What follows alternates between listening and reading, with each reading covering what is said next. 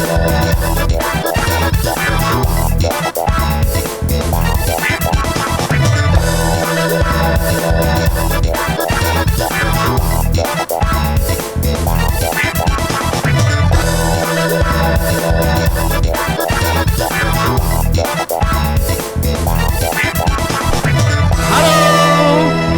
jumpa lagi.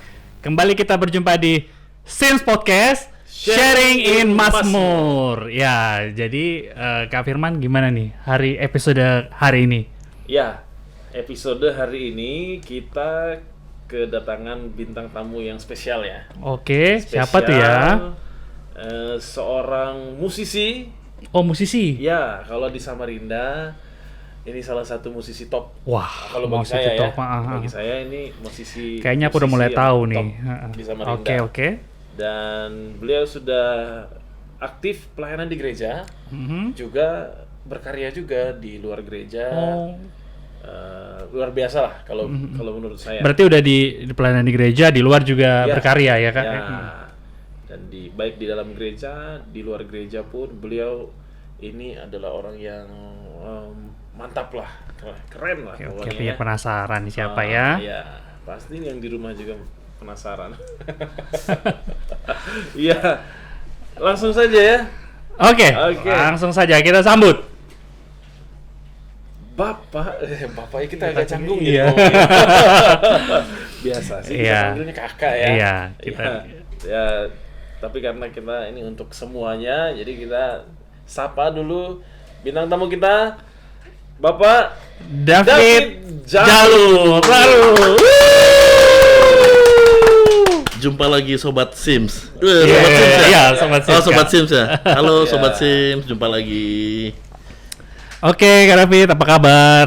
Baik ya. Erik, Pak Firman. Ya, Pak David. Jumpa lagi. Terima kasih ya sudah bersedia datang. Terima kasih. Undangan saya berterima kasih karena sudah diundang sebetulnya.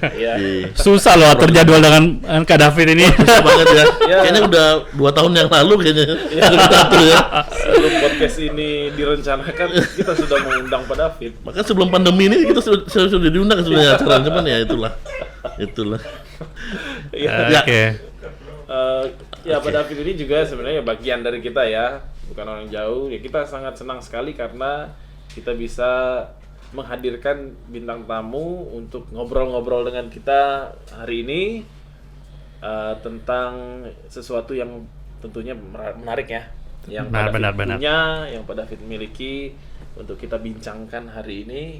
Ngobrol-ngobrol, kita pasti dapat sesuatu untuk wawasan kita, pengetahuan kita tentang baik dunia musik dan juga bagaimana mengembangkan diri benar-benar dengan maksimal, optimal gitu, totalitas di bidangnya gitu ya. Iya. Dan secara khusus memang ya kembali ke bagaimana cara kita menemukan minat kita, bakat kita. Betul. Ya. Betul. Supaya bisa kita kembangkan secara maksimal. Kadang kan kita tuh belum tahu kita ini sebenarnya minatnya mana. Banyak yang kita coba semua bidang, tapi kita belum tahu yang mana yang pengen kita tekuni secara serius seperti itu. Tapi kalau Pak David ini kelihatan ya jelas sekali ya talentanya, bakatnya di musik. Benar di musik. Kalau saya kenal Pak David ini sudah dari saya kecil. Waktu saya kecil beliau waktu itu saya udah agak besar ya. Pastinya umurnya waktu itu masih kecil juga, cuman agak besar sedikit. Iya, gitu. Jadi itu ya jadi kita ngobrol-ngobrol nih tentang Pak David karena apa yang kami tahu tentang Pak David tentunya masih ada banyak batasannya ya. Nah, kita mau dengar mungkin Pak David bisa cerita lebih detail, lebih jelas lagi, lebih dalam gitu ya. Bagaimana mengembangkan diri. Mungkin nanti kita tanya dari awal mulanya ya. Iya, benar-benar. Untuk pertama silakan Pak David perkenalkan diri dulu deh, gitu ya ke penonton. Baik, terima kasih buat Sim Podcast pada kesempatan ini. Ya, dari yang sudah disampaikan oleh Bapak Firman dan juga Bung Erik. Saya panggil Bung aja ya. Oke. Bung David. Bung Erik. Jadi mungkin ya memang sebagian besar mungkin untuk khusus Mazmur Temindung sendiri ya, untuk Jemaat Mazmur Temindung sendiri, saya juga sudah lama di sini, berjemaat di sini juga, dan melayani di tempat ini sudah sejak tahun 95 malah. Gitu. Tahun 95. Jadi udah berapa tahun itu? 17 tahun ada kali ya? Sampai lebih. 17 tahun ya? 95 sampai sekarang berarti hampir 30 tahun. Hah? Serius? Ya. 27 Kak. 27 tahun. 27 Aku 30 soalnya 92. Wow. Ketahuan umurnya. Iya, itu berarti aku usia 6 tahun. Iya. Kok kita jadi bahas umur ya? Iya, karena tadi pertanyaan mulai kapan ya? Jadi mulai kapan? Jadi ya supaya kita nggak salah-salah ya menebak umur itu lebih pas kayaknya. Jadi, nah waktu itu memang saya nama saya ya, saya pernah dulu kayaknya nama saya. Mungkin ya, memang tidak semua juga kenal gitu. Jadi nama saya David Jalung ya. Jadi saya mulai berkiprah di musik itu sebenarnya secara tidak sengaja sebetulnya. Nggak sengaja. Nggak sengajanya gitu ya. Nah, nggak sengaja. Karena begini, ternyata talenta ataupun bakat kita itu tidak langsung kita bisa tahu dari pribadi kita masing-masing. Itu menurut pengalaman saya, karena yang saya alami adalah bahwa pada saat saya berumur sekitar masih usia kelas 3 SD, orang tua itu melihat, kok ini anak saya tuh kayaknya nggak suka main bola, nggak suka orang-orang main bola tapi dia nggak suka gitu. Tapi begitu dengar siaran-siaran misalnya musik atau apa tuh dia seneng gitu. Mungkin dari situ dia memperhatikan orang tua saya. Jadi akhirnya dia coba belikan gitar dulu untuk saya yang 4 senar saja. Terus kebetulan ada om saya waktu itu almarhum, coba ajar saya dan ternyata saya suka gitu. Nah akhirnya saya bisa mainin gitar 4 senar. Terus dibelikan lagi gitar 6 senar, bisa lagi gitu. Nah akhirnya berkembang, mungkin orang tua saya melihat mungkin kayaknya coba kasih keyboard ini kayaknya gitu.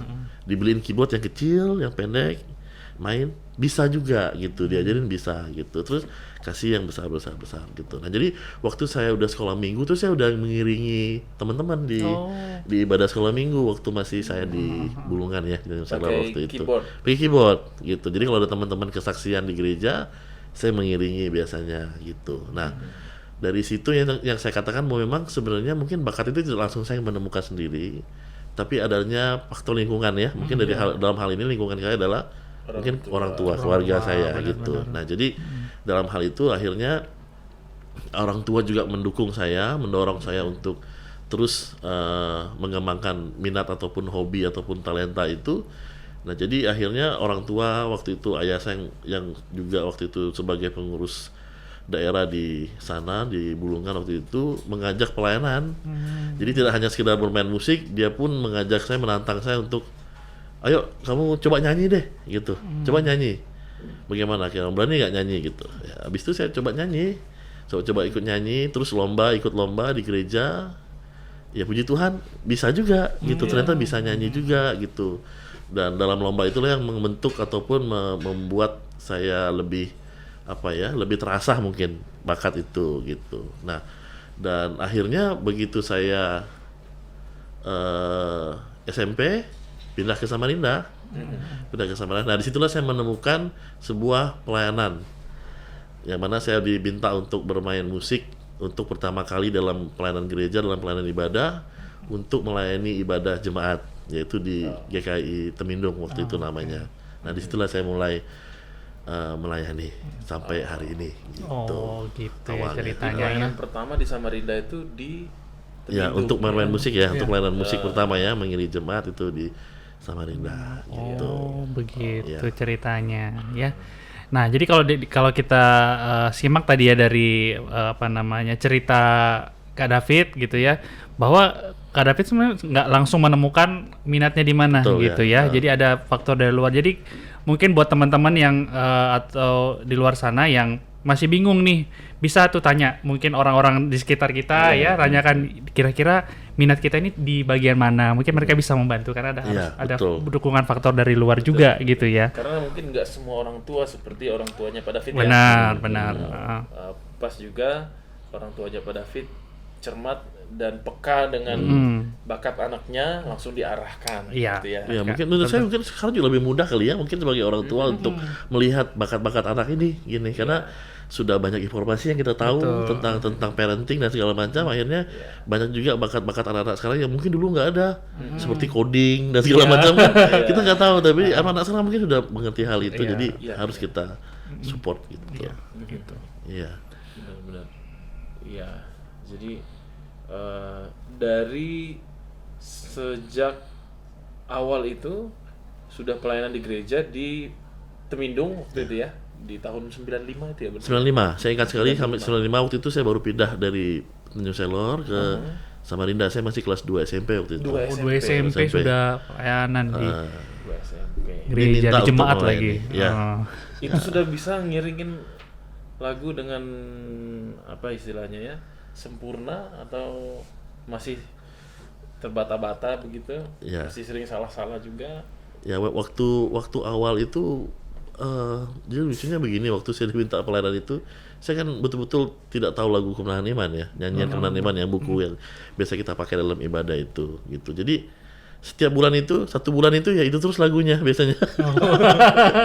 Karena saya nggak tahu lagu gitu. Jadi judul yang sama judul yang sama. Paling tidak 1 bulan tuh mungkin ada satu yang berubah lagi gitu. Nanti lagu berikutnya tuh ya sama aja rata-rata. Nah, kebetulan waktu itu saya masih ingat sekali yang sering memimpin ibadah, karena kebetulan waktu itu beliau asisten gembala. Jadi beliau juga yang sering memimpin ibadah, jadi dia sudah tahu, ya sudah kita nyanyi lagu ini aja gitu.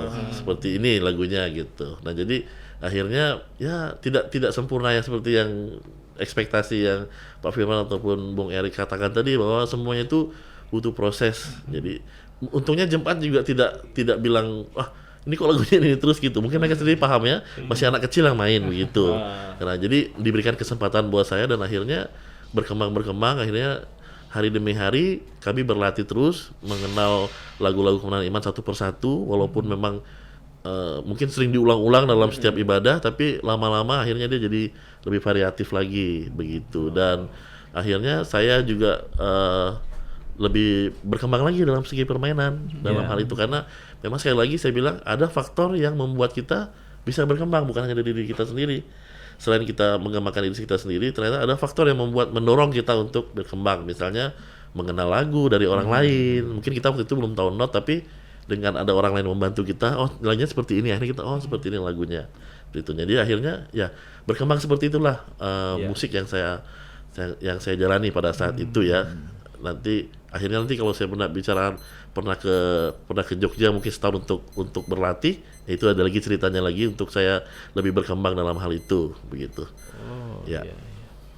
Seperti itu. Memang waktu itu di Temindung belum ada pemain musik yang lain ya selain Pak David? Ya waktu itu. Saya nggak tahu juga kenapa saya diminta waktu itu. Sebenarnya ada pemain musik sebelum saya dulu. Ada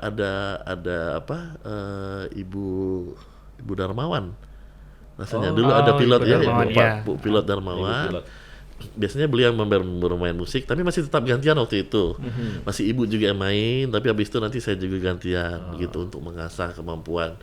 Jadi mungkin karena beliau melihat ada bakat, jadi akhirnya beliau kasih kesempatan buat saya untuk melayani berganti-gantian pada saat itu, nggak langsung juga sih waktu itu begitu. Jadi pengalaman itu juga bisa dibilang pengalaman itu juga yang mengasah Pak David juga waktu itu ya. Betul. Betul ya. Jadi saya pun melihat permainan Ibu Darmawan, saya jadi terdorong juga untuk bisa bermain lebih baik gitu. Terus melihat banyaknya variasi lagu-lagu ini membuat saya terdorong juga untuk lebih mengenal banyak lagu waktu itu, seperti itu. Iya. Jadi selain kita dibantu dari diri kita sendiri, faktor dari luar, yang paling penting itu adalah kesempatan ya sebenarnya. Kesempatan itu sangat jarang sekali mungkin kita dapatkan, tapi ketika kita dapatkan harus kita pergunakan sebaik mungkin untuk kita kembangkan, seperti itu ya Kak ya. Benar. Itu. Jadi setelah itu kan masih di dalam dunia gereja. Betul. Sejak kapan Pak David mulai berkiprah di luar gereja? Wah, pasti kan sudah lebih maju lagi, berkembang lagi permainan musiknya, keyboardnya. Pak David spesifiknya di keyboardnya, Di keyboard, pengembangannya betul, ya. di keyboard. Oh iya. Jadi awalnya dulu memang belajarnya gitar, cuman akhirnya saya lebih suka main di instrumen keyboard tadi gitu. Iya. Nah jadi waktu saya sudah mulai SMA, saya pikir semua masa ini pernah dialami oleh semua anak-anak muda lah ya. Iya. Jadi pada saat saya mulai SMA, bertemu dengan teman-teman yang juga sudah mengenal band waktu itu. Nah jadi akhirnya saya diajak untuk bergabung dalam band sekolah awalnya. Jadi kita biasa main untuk acara-acara apa istilahnya itu kalau acara perpisahan itu. Oh, perpisahan ya. Ya promenade, pokoknya acara perpisahan pensi-pensi gitu, gitu ya. pensi gitu. Jadi waktu itu saya mulai kelas 1, yang mengajak saya adalah kakak tingkat kelas 2. Ya, jadi waktu itu kami masih mainkan lagu-lagu apa ya? Mungkin nggak? Lagu-lagu Stinky. Itu belum lahir kayaknya waktu saya waktu itu ya.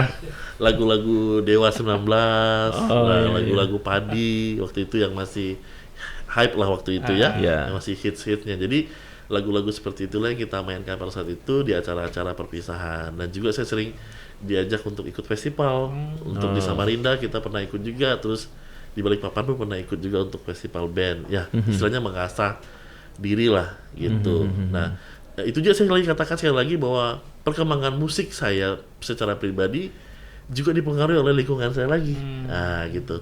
Pada saat SMA, saya bertemu dengan teman-teman yang mengajak saya untuk ikut festival, mengajak untuk latihan di studio dan segala macam. Akhirnya saya, ini yang namanya latihan di studio, ini yang namanya ngulik, gitu. Jadi di rumah harus belajar lagi, cari-cari lagu lagi yang baru di telinga saya, gitu. Nah, seperti itu, gitu. Oh iya. Jadi dari dulu latihan di studio ke studio, sekarang udah punya studio ya. Iya. Tapi nanti itu ya. Sendiri, Nah, dengar-dengar Erik pernah dengar nggak?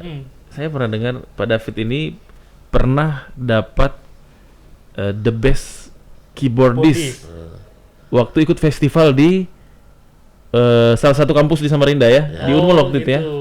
Di Untak kayaknya. Di Untak. Tapi waktu itu Pak David masih SMA. Saya masih SMA. Nah itu menarik tuh. Waktu itu belum dengar kan, berarti masih kecil kalau belum dengar ya. Iya. Waktu itu kamu masih di mana kali? Iya, masih di saya dengar di tuh Kalimantan Utara gitu ya masih. Iya, betul.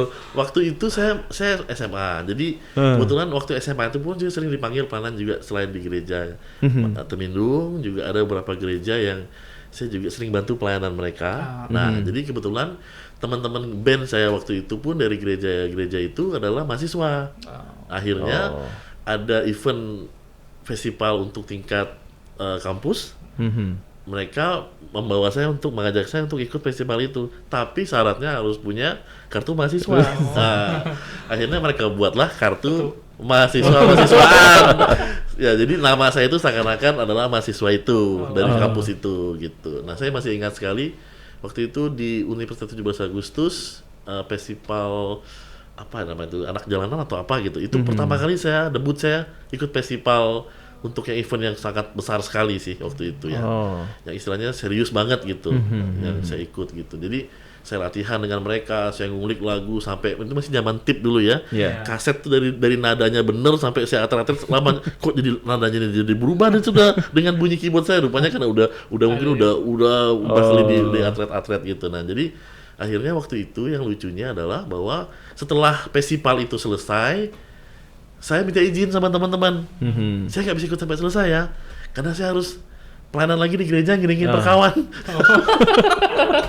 Jadi di gereja itu ada perkawan, jadi saya harus iringin gitu. Jadi acara ibu-ibu. Jadi kebetulan itu saya masih pakai keyboard gereja. Jadi saya harus tanggung jawab pulangnya tuh keyboard kan, karena mau dipakai pelayanan gitu. Nah, jadi waktu itu akhirnya saya pulang dan malamnya saya ditelepon sama teman-teman yang dari kampus. Fit, kita nggak dapat juara. Oh ya sudah, minta maaf juga kalau ada kekurangan. Enggak, justru kamu yang dapat the best keyboard. Loh, kok bisa kayak bilang gitu? Kok bisa gitu? Hanya sayangnya saya nggak terima sertifikatnya. Waktu itu dia suruh ambil, cuman saya nggak ketemu orangnya karena saya kan nggak kenal mereka secara langsung, secara akrab karena ketemu hanya pada saat latihan dan kerja. nanti ambil di rumah ya, alamatnya di sini gitu. Ya udah. Sampai hari ini saya nggak tahu alamat itu gitu. Yang saya ingat hanya di belakang Mesra Indah gitu aja. Rumahnya.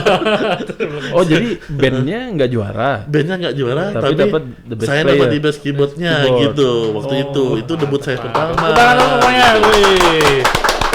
Luar biasa Itu ya, luar biasa. festival ini loh, festival untuk Mahasiswa loh, Ya, tapi kadang yang dapat the bestnya anak SMA. Anak Itu SMA kelas itu. berapa tuh? Saya masih kelas Kelas 3 waktu kelas itu. tiga Kelas SMA, 3 ya. SMA ya. Oh.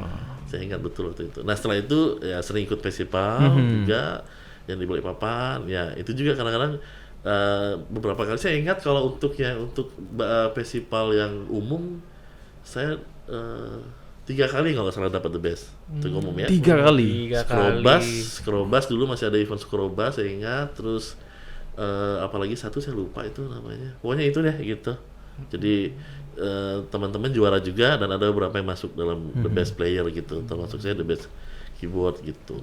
Nah, untuk event rohani ada beberapa juga saya nggak usah disebut lah kalau untuk rohaninya. Jadi waktu itu ada beberapa ikut bantu, kita masih muda kan waktu itu kan, masih semangat berapi-api. Jadi kalau ada yang buat festival ikut gitu.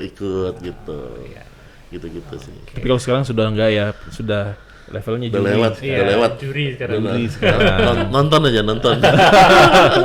Nonton sambil pegang pulpen, pegang kertas. Nilai juara kurang lebih gitu ditancapkan di ya. tangannya. Gitu. Nah, puji Tuhan karena orang melihat potensi itu juga ya. Jadi akhirnya ternyata ya ini lagi saya bilang faktor lingkungan ataupun gereja pun mempengaruhi. Akhirnya dengan mungkin perkembangan musik, orang nggak hanya tahu saya bisa main instrumen, tapi orang mungkin mengenal saya bisa baca not. Akhirnya melatih paduan suara, melatih vokal group dan lain-lain, dan ikut ajang perlombaan dan beberapa kali juga mendapat juara. Dan akhirnya mungkin orang melihat ya, orang menilai, akhirnya oh Pak David ini mungkin bisa kita ajak untuk jadi tim juri atau penilai untuk acara-acara kita seperti itu.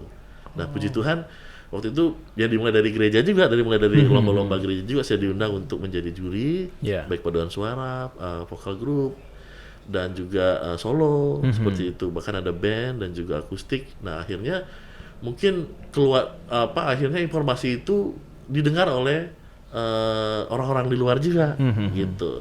Seperti RRI, nanti instansi-instansi akhirnya mereka kenal karena mungkin dari kalangan gereja tadi mereka mungkin bergaul dengan lingkungan yang itu juga, dapat informasi siapanya kira-kira juri yang bisa kita ajak untuk menjadi tim penilai. Akhirnya sejak itu saya diundang juga jadi juri untuk lomba tingkat sekolah, FLS 2N, terus menjadi tim seleksi untuk Gita Bahana Nusantara yang setiap tanggal 17 Agustus selalu diundang ke Istana. Itu untuk menjadi tim paduan suaranya itu. Terus untuk Bintang Radio sampai hari ini puji Tuhan mereka masih terus percayakan juga untuk Samarinda untuk menjadi juri untuk lomba vokal ya, seperti itu. Untuk daerah, untuk etnik juga seperti itu. Mungkin karena pengalaman saya pernah membawa tim etnik untuk Pesparawi beberapa kali, Pesparawi nasional, akhirnya mungkin mereka lihat, oh mungkin sudah layak untuk seperti itu gitu ya. Puji Tuhan orang percayakan saya gitu. Apalagi waktu itu dapat emas ya. Dapat emas. Dapat emas. Dapat emas.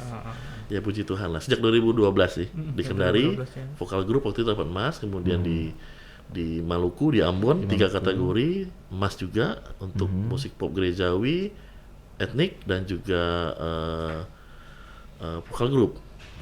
Di Pontianak juga kategori yang sama juga, emas juga semuanya gitu.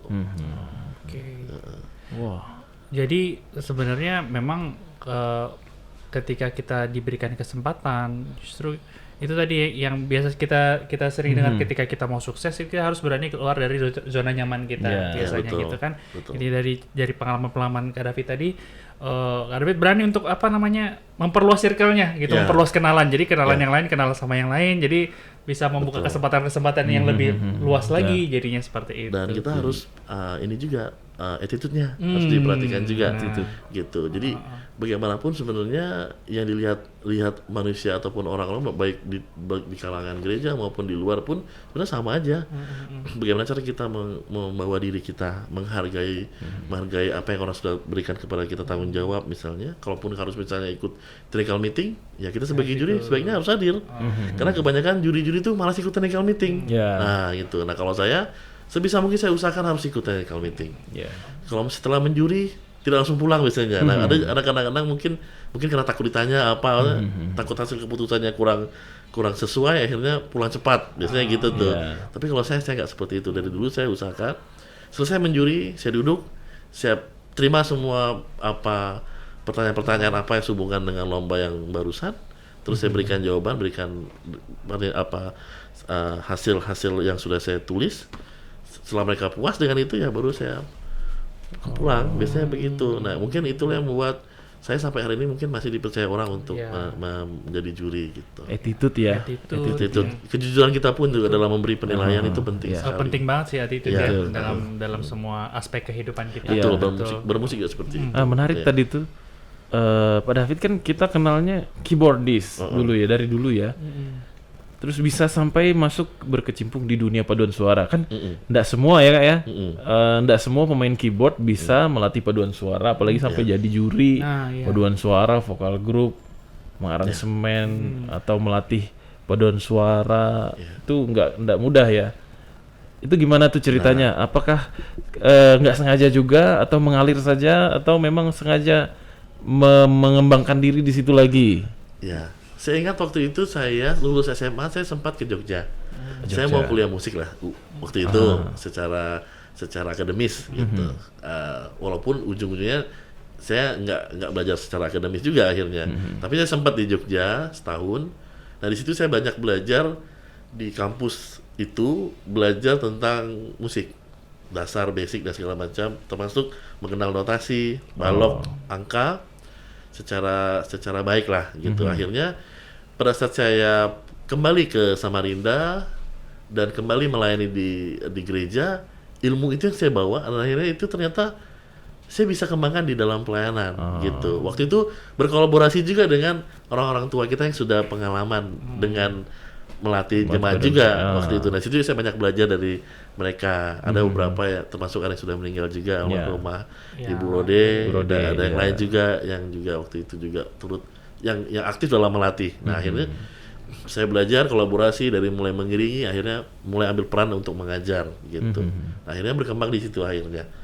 Seiring dengan itu musik saya berkembang dalam dunia vokal group, akhirnya mulai mengaransemen lagu, mulai mengaransemen musik dan segala macam gitu. Akhirnya saya mulai mengenal juga recording.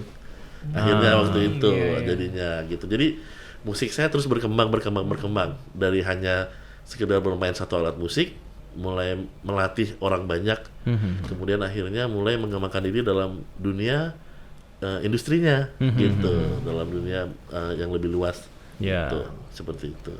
Oh, iya. Jadi memang kelihatannya totalitas sekali ya.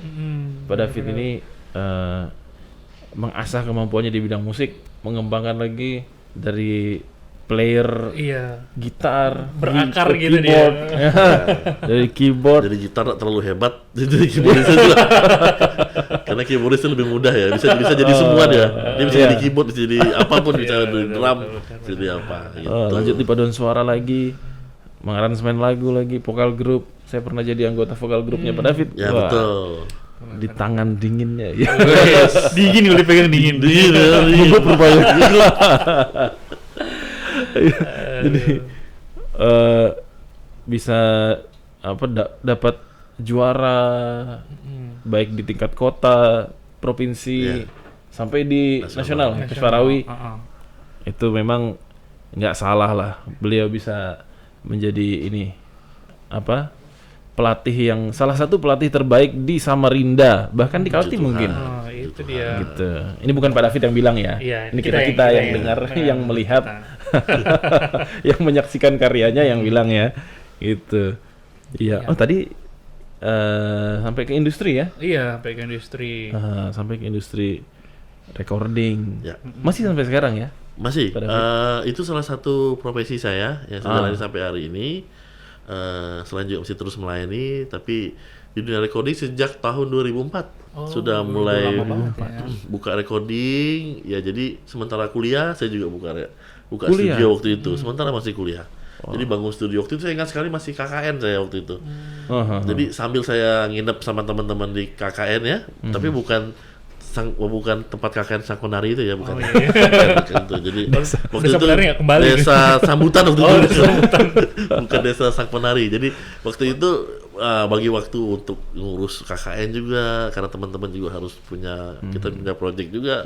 Terus saya juga harus bangun studio waktu itu gitu. Jadi ya puji Tuhan berbarengan bisa selesai dengan baik juga. Nah, dari situ saya mulai di dunia recording. Nah, sekali lagi saya bilang ternyata di dunia recording pun saya diberikan kesempatan lewat juga orang-orang, lewat keluarga juga gitu.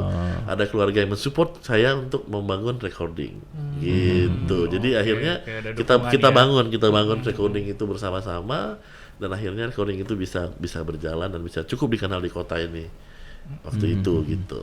Nah, jadi sampai akhirnya saya membuka sebuah home recording sendiri di rumah, dan ya puji Tuhan bisa banyak menghasilkan karya-karya baik pribadi maupun karya orang lain lebih banyak ya, karena memang kita melayani jasa untuk membuat musik dan segala macam. Banyak sih.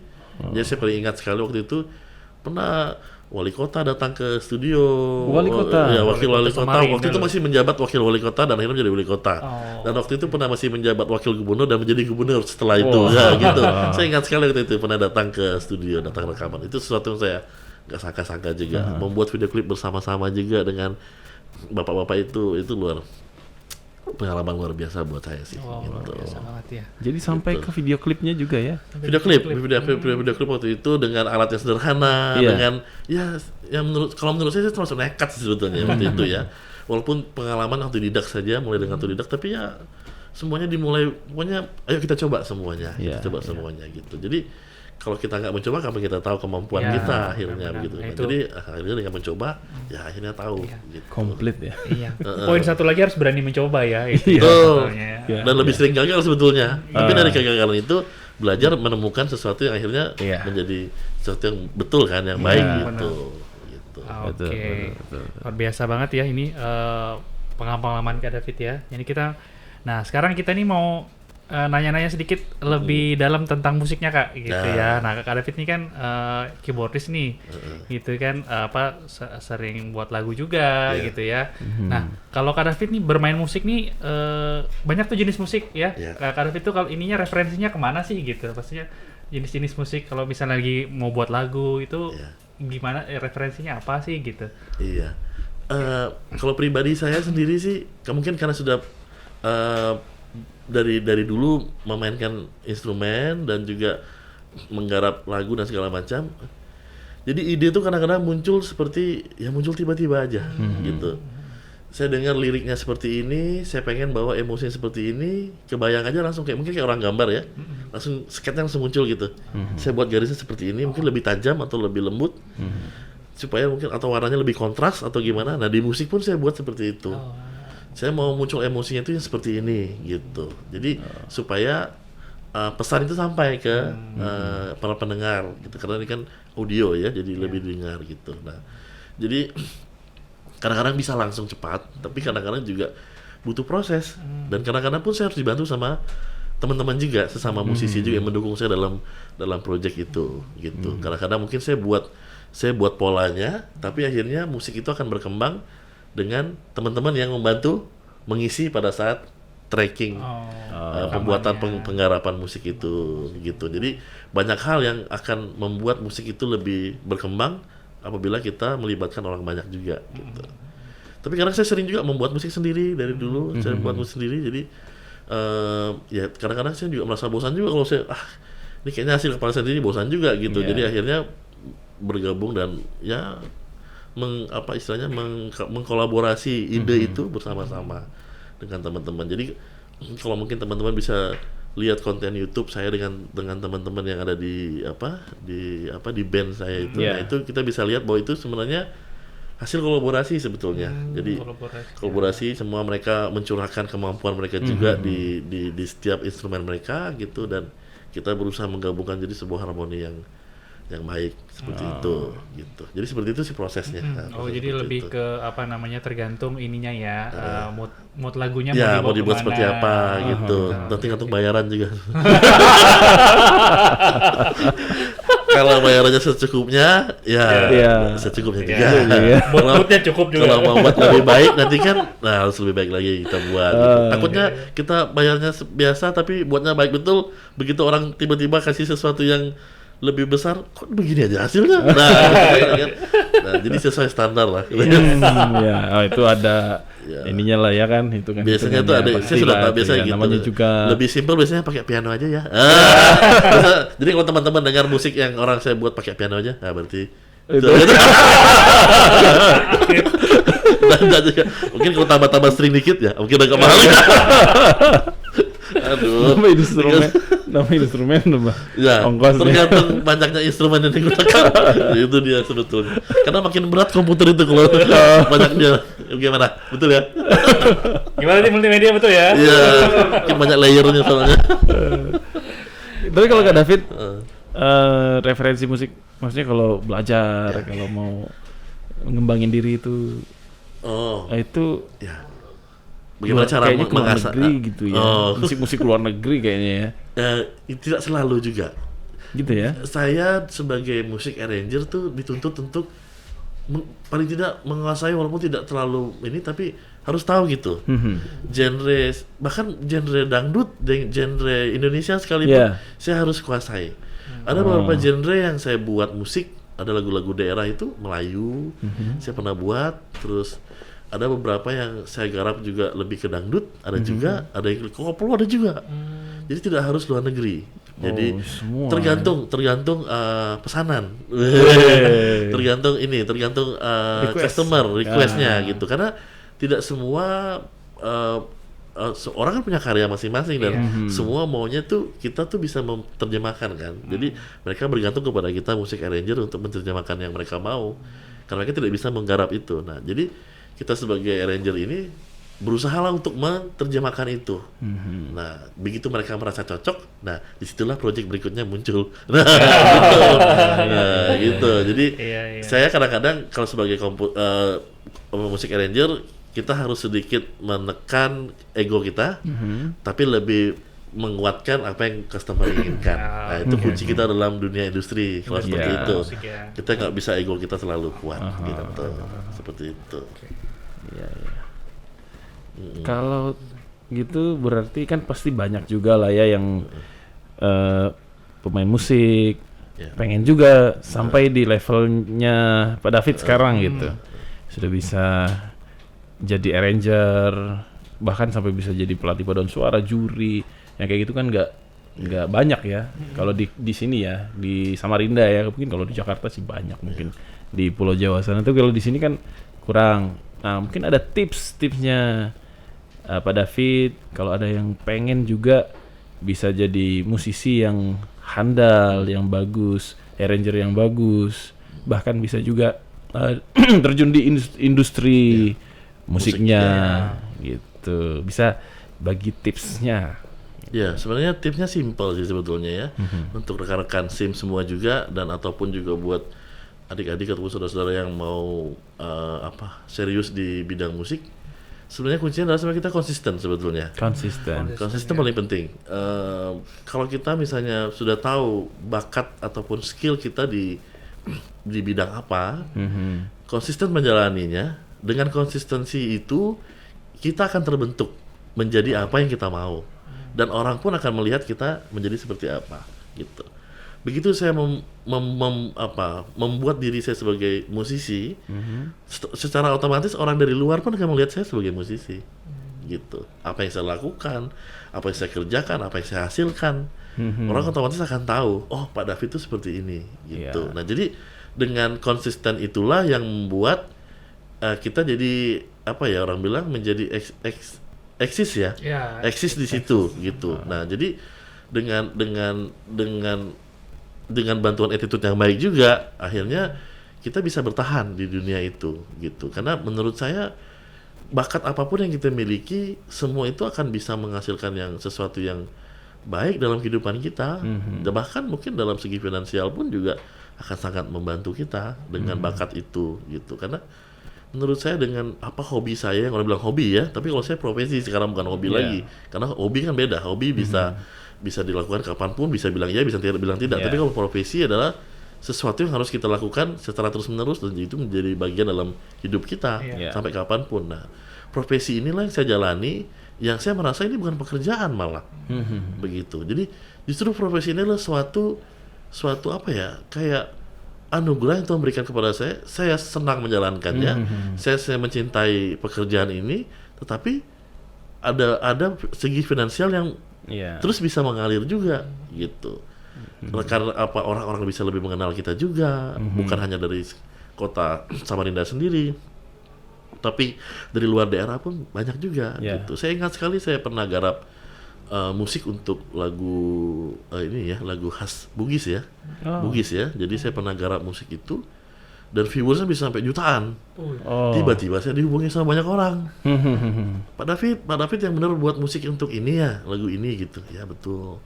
Terus mereka banyak konsultasi dan segala macam gitu. Nah, itu akhirnya membuat ternyata dengan bakat ini pun juga orang bisa mengenal kita gitu. Jadi banyak link yang kita bisa mendapatkan gitu.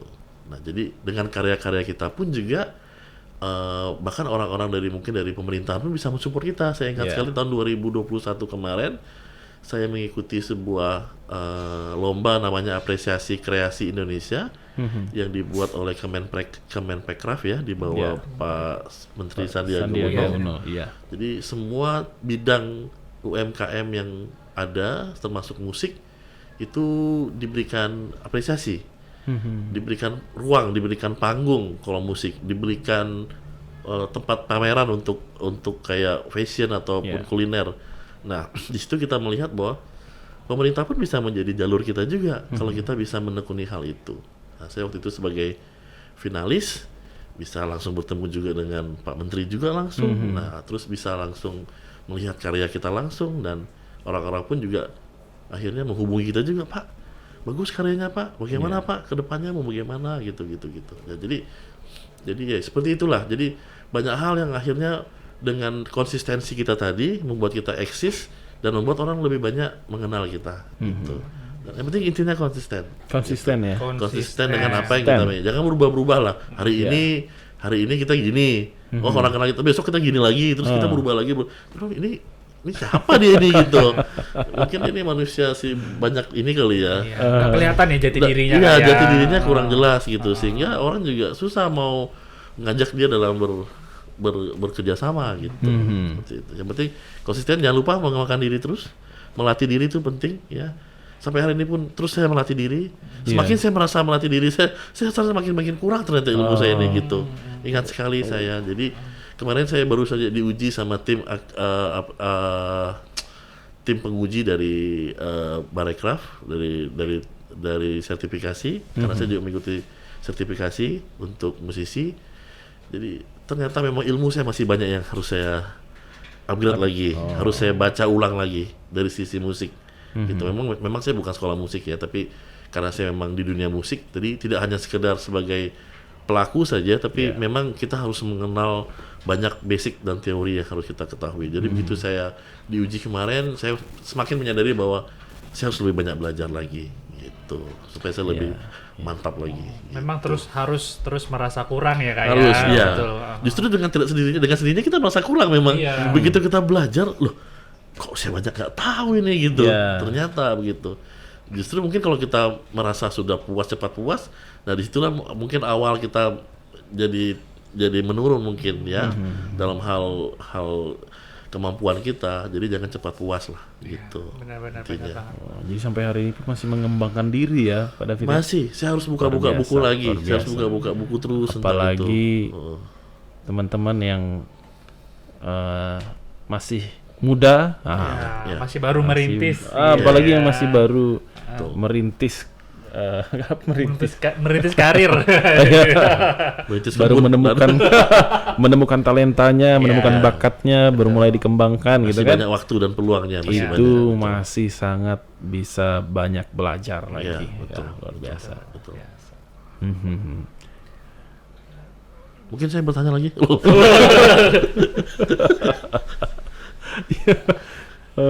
Oke. Iya, jadi Kak David nih aktivitasnya full di musik, fokus atau ada Ya, kegiatan yang lain? untuk hari ini Selain keluarga ya pastinya. Saya juga udah berkeluarga, jadi udah punya istri 1 dan baru punya anak 1 dan masih sedang menunggu satu lagi. Ya. Menunggu hasil perbuatan itu. Jadi doakan saja saya dalam itu keluarga juga dan juga saya juga selain di musik juga saya juga masih juga bekerja di sebuah perusahaan swasta juga bersama juga dengan apa ya termasuk dalam bagian dalam keluarga juga membantu di sebuah perusahaan di bidang trading tambang dan juga untuk investasi di koperasi seperti itu. Jadi saya bekerja situ untuk membantu juga membuat saya lebih berkembang lagi lah untuk selain di musik terus. Jadi saya juga terus berusaha untuk ya kalau bisa di sini ya saya coba gitu. Jadi sampai hari ini masih bekerja di perusahaan. Ada kesibukan yang lain. Kesibukan yang lain lah, gitu. Ya kadang-kadang kita juga kadang-kadang butuh sesuatu yang baru juga kan, gitu. Betul.